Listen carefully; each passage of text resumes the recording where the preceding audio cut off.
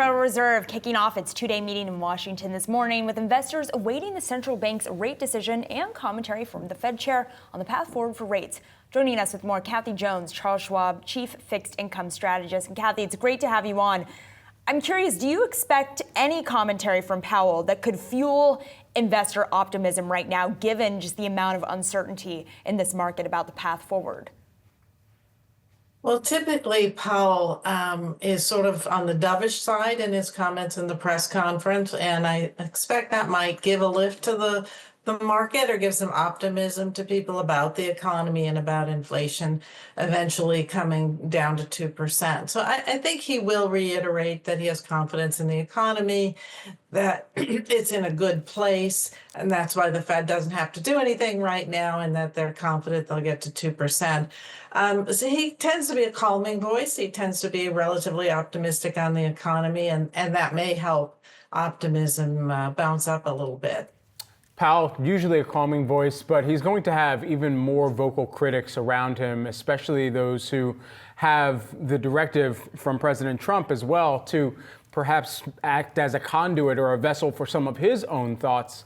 How does Powell continue to strike that tone while at the same time knowing that there are going to be other speakers that maybe they're not taking the lectern after an FOMC meeting, but they also are going to be out there with their own spate of Fed speak as well? Yeah, this is the line they always walk. The Fed can only communicate so much, and the Fed chair can only communicate so much of the point of view. When asked more challenging questions about comments or actions from the administration, Powell will have to craft some sort of response. And other members of the FOMC will have to craft some sort of response. They're pretty adept at that, at trying to maneuver around the politics of all this. But yeah, it's a challenging situation. There's a lot of cross currents right now. They'll try not to talk about fiscal policy. They'll try not to talk about tariffs, and indicate that they're just taking the information in and acting upon it as it comes in. But yeah, it's a real challenge because, there's always a risk you get someone from the administration saying one thing and the Fed saying another thing, and that gets challenging for investors. Can the Fed afford not to talk about tariffs at this juncture? I know that they're waiting to see how that's all ingested by the economy, but to the extent that they can at least have some predictive analysis around what they would be looking for to signal how there could be some broader impacts towards their pathways in their dual mandate for full employment, which the Department of Government Efficiency is already going to have some type of move within the employment situation going forward in the government sector. And then you think about some of the other mandate, the other side of the mandate, and the inflationary side, where there's clearly going to have to be some impact from tariffs. Yeah, we have heard some comments from the Fed about tariffs, that their initial response, or the traditional response in the past, has been to look through them because it's a one-time price increase. But they have indicated that they will take a look at it once they get the full range of tariffs, because I think the risk in this situation on tariffs is it isn't just a one-time price increase. If you're using tariff policy over the course of several years, then it's one price increase after another price increase after another, potentially, which does turn into a real inflation problem long term. So I'm sure that the Fed is doing that analysis right now.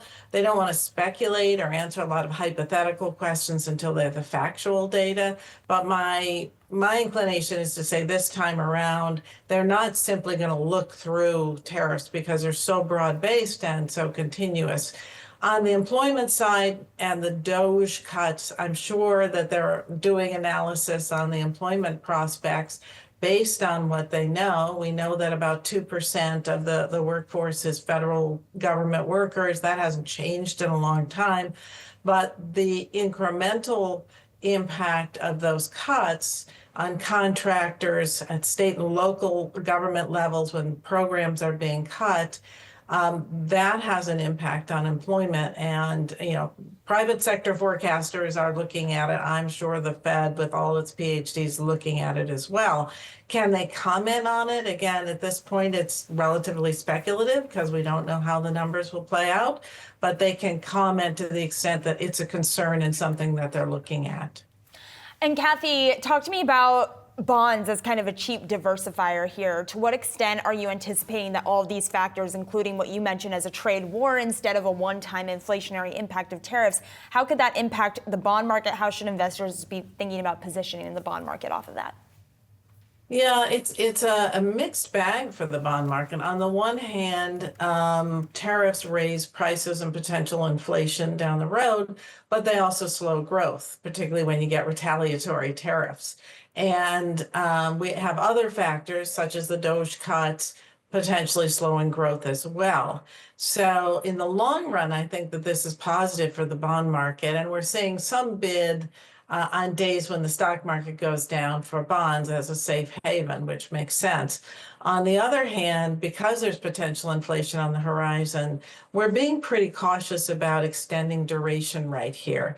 At 4.25, 4.30 or so, 10-year yields look to us okay, maybe well balanced between those two forces, but we don't really want to extend duration in case the inflation pressures show up before the growth slowdown shows up, and that's the debate going on in the market. So, we're advocating what we call a benchmark duration, and for us, that's the duration of the aggregate bond index. That's around 6 years, has a yield to worst of about 4.65%, 4.7, I think, this morning. That gives you a high quality investment grade portfolio or portfolio index with not too much duration, but enough to take advantage of the yield that's offered.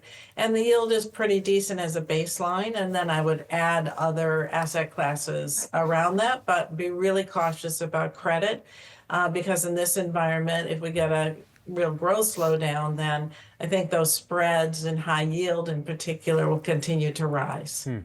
Kathy, thanks so much for taking the time here with us today. Really appreciate it. Thank you.